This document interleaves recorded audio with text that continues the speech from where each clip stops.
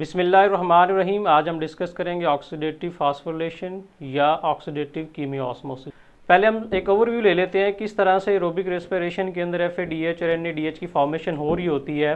तो cellular respiration को हम डिवाइड करते हैं इनटू 4 मेजर फेजेस, जिसके अंदर सबसे जो पहली फेज है उसको ग्लाइकोलिसिस कहते हैं। ग्लाइकोलिसिस के अंदर क्या होता है, ग्लूकोज पायरुवेट में कन्वर्ट होता है, क्योंकि ग्लूकोज एक 6 कार्बन कंपाउंड है, पायरुवेट जो है वो 3 कार्बन कंपाउंड है। तो ग्लूकोज के एक मालिक्यूल से पायरुवेट के 2 मालिक्यूल बन रहे होते हैं। इस प्रोसेस के अंदर 2 ATP यूज होते हैं, 4 ATP बनते हैं और 2 NADH बन रहे होते हैं। उसके बाद पायरुवेट ट्रांसफर होता है माइटोकॉन्ड्रिया के अंदर, जहां पे इसकी ऑक्सीडेशन होती है, ये कन्वर्ट होता है एसिटाइल CoA के अंदर, क्योंकि पायरुवेट के 2 मालिक्यूल जो है वो एसिटाइल CoA के 2 मालिक्यूल के अंदर कन्वर्ट हो रहे होते हैं और यहाँ पे 2 NADH की फॉर्मेशन हो रही होती है।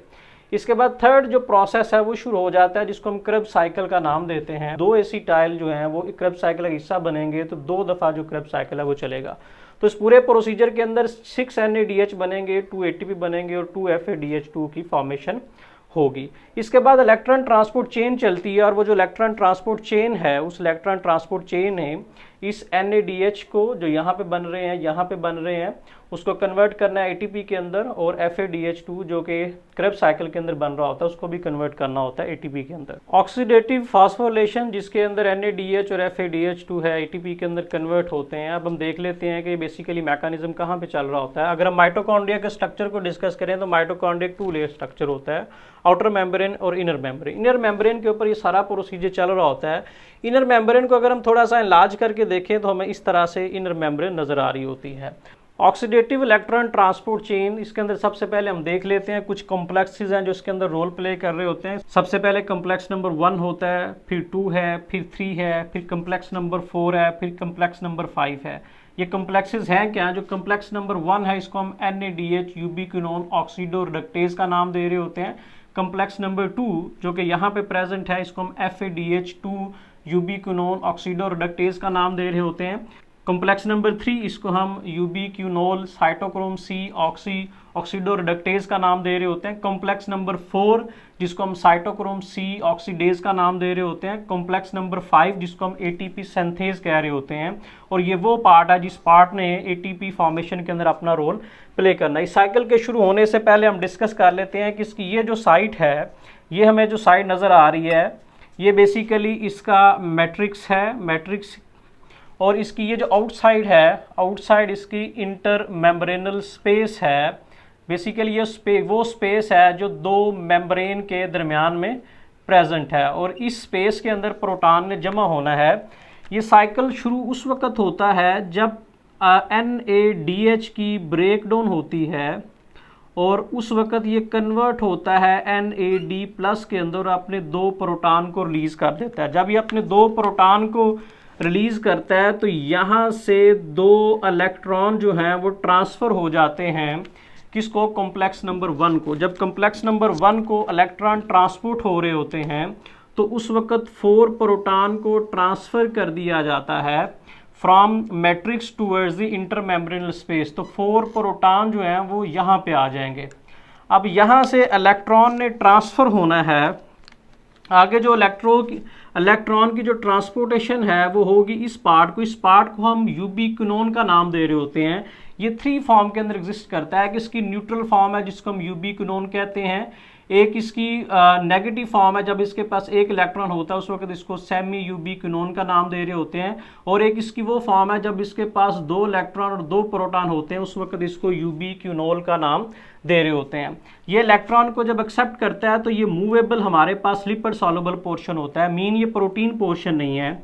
अब यहाँ से ये मूव करेगा और मूव करके जाएगा किसके पास? जो कॉम्प्लेक्स 3 है उसके पास। अब क्योंकि इसके पास जो यूबिक्विनोल ने यहाँ पे ट्रांसफर होना है, जब यूबिक्विनोल यहाँ पे ट्रांसफर होगा तो उसके पास 2 इलेक्ट्रॉन है और 2 ही प्रोटॉन है।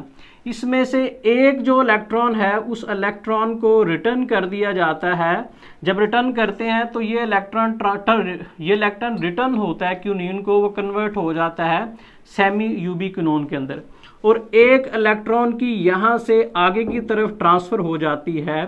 जब यहाँ से इलेक्ट्रॉन आगे की तरफ ट्रांसफर हो रहा होता है तो अगेन क्या होता है कि फिर जो मैट्रिक्स है यहाँ से प्रोटॉन को ट्रांसफर कर दिया जाता है टूवर्ड्स दी इंटरमेम्ब्रेनल स्पेस। तो जो प्रोटॉन है यहाँ से इन प्रोटॉन को ट्रांसफर किया जाएगा, तो 4 प्रोटॉन जो हैं वो यहाँ से गैदर कर लिए जाते हैं इंटरमेम्ब्रेनल स्पेस के अंदर, और यहाँ से जो इलेक्ट्रॉन हैं ये इलेक्ट्रॉन आगे रिसीव हो जाते हैं किसको, साइटोक्रोम सी। ये हमारे पास जो पोर्शन है इस पोर्शन को हम कह रहे होते हैं कि ये साइटोक्रोम सी है।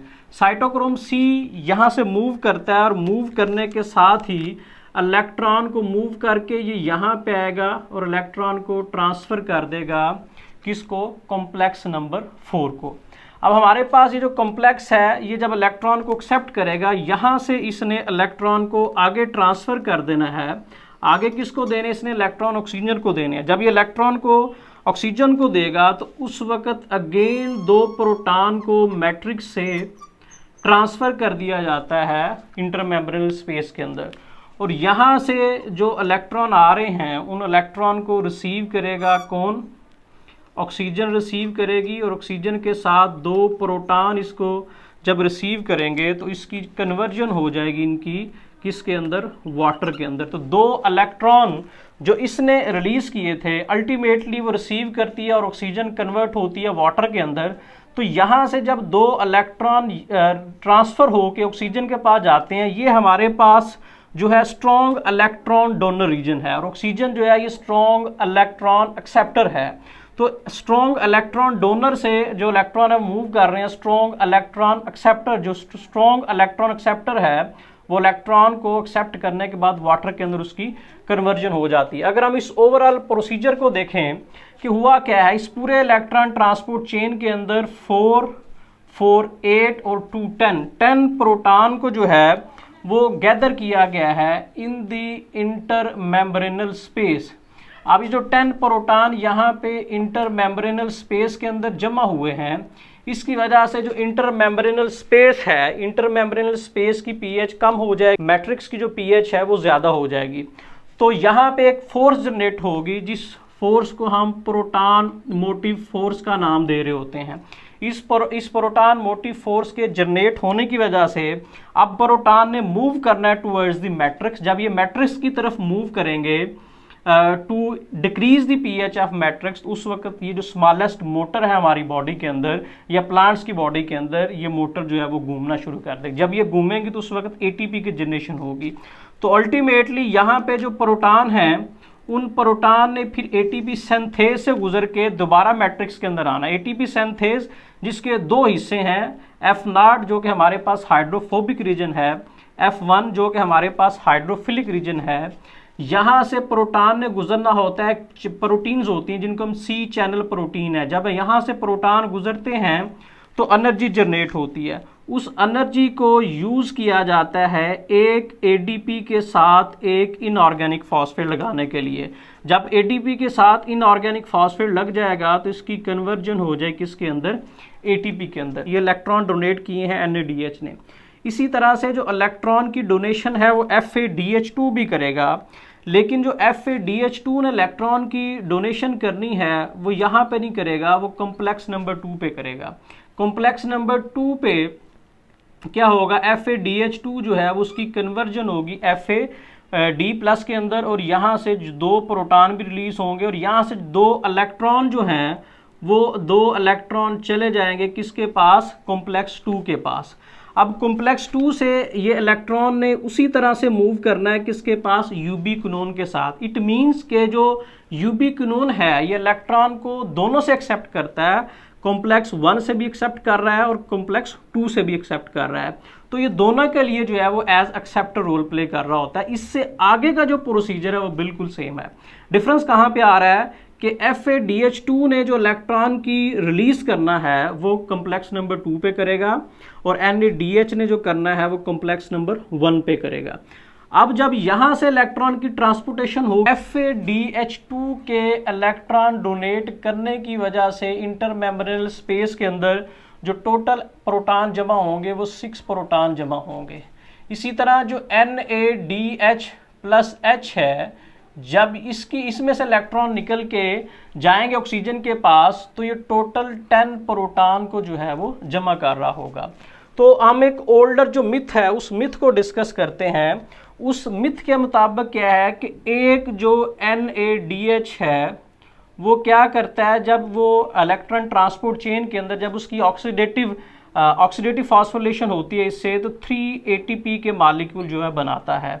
और जब FADH2 से इलेक्ट्रॉन निकल के ऑक्सीडेटिव फॉस्फोरिलेशन करते हैं तो 2 ATP बनाते हैं। तो ये चीज़ें वक्त के साथ साथ जो है ये प्रोग्रेस करती हैं और वक्त के साथ साथ जो है वो इसके अंदर मॉडिफिकेशन आ रही होते हैं। जो लेटेस्ट रिसर्च है उस लेटेस्ट रिसर्च के मुताबिक कि एक ATP के बनाने के लिए 4 प्रोटॉन की ज़रूरत होती है, यानी कि एक ATP यहाँ से जब जनरेट होगा तो इसको 4 प्रोटॉन चाहिए होंगे। अब वो 4 प्रोटॉन यहाँ पे टोटल, इट मीन्स कि हमारे पास जो NADH है वो तो 10 प्रोटॉन दे रहा है, और 10 प्रोटॉन जो है अगर 4 प्रोटॉन चाहिए एक ATP बनाने के लिए तो 10 प्रोटॉन हमें कितनी देंगे, 2.5 ATP देंगे। इसी तरह से 6 प्रोटॉन जो कि FADH2 बनाता है तो ये कितने देगा, ये हमें 1.5 ATP देगा। तो इट मीन जो लेटेस्ट रिसर्च है इस लेटेस्ट रिसर्च के मुताबिक हमारे पास जो ATP है NADH 2.5 ATP देगा और FADH2 1.5 ATP दे रहा होता है। सेलुलर एरोबिक रेस्पिरेशन से हमें क्या क्या चीज़ें मिलती हैं इसको देख लेते हैं। अगर हम टोटल देखें तो हमारे पास जो ATP हैं, पहले हम देख लेते हैं कि टोटल देखें तो हमें इसमें से ATP मिलते हैं, हमें इसमें से NADH प्लस H मिलते हैं और इसमें से हमें FADH2 मिल रहे होते हैं। अब देख लेते हैं कि ये हमें कितने टोटल ATP प्रोवाइड करेंगे। ATP जो है वो हमें 4 ATP टोटल यहाँ से मिलते हैं और 2 ATP यहाँ से मिलते हैं। इट मीन कि हमें टोटल 6 जो हैं वो ATP मिल रहे हैं। NADH हमें 6 यहाँ से मिलते हैं और 2 यहाँ से मिलते हैं, 8। अब ये जो हमारे पास 8 NADH हैं, 8 NADH से हमें 20 ATP जो हैं वो मिलेंगे। इसी तरह अगर यहाँ पे जो 2 FADH2 हैं उनसे कितने मिलेंगे, उनसे जो हमें ATP मिलेंगे वो मिलेंगे 3 ATP की फॉर्मेशन होगी। ये वाला जो NADH है ये हमें इतने ATP नहीं देगा, ये हमें टोटल, क्योंकि एक हमें कितना दे रहा है 2.5 दे रहा है, तो ये हमें 5 ATP नहीं देगा, ये हमें कितने ATP देगा, 3 ATP देगा, क्योंकि 2 ATP यूज़ हो जाएंगे जब इस NADH को ट्रांसफ़र किया जाएगा किसके अंदर, माइटोकॉन्ड्रियल मैट्रिक्स के अंदर। तो इसका मतलब है कि टोटल हमें यहाँ से 23 ATP यहाँ से मिल जाएंगे। तो FADH2 जो कि हमारे पास 8 ये हैं, ये जो 8 हमें कितने देंगे, 20 ATP देंगे, और ये वाले जो हैं ये हमें 3 ATP प्रोवाइड करेंगे। टोटल 23 ATP यहाँ से बन जाएंगे। FADH2 2 बने थे तो ये हमें कितने ATP देंगे, 3 ATP हमें ये प्रोवाइड करेंगे। तो टोटल कितने बन जाएंगे हमारे पास, 23 और 6 29 और 3 32 के करीब जो ATP हैं वो हमें मिल रहे होते हैं from the complete breakdown of glucose according to latest research. अगर हम ओल्ड रिसर्च की बात करते हैं तो उसके मुताबिक हमें टोटल जो है वो 38 ATP मिल रहे होते हैं।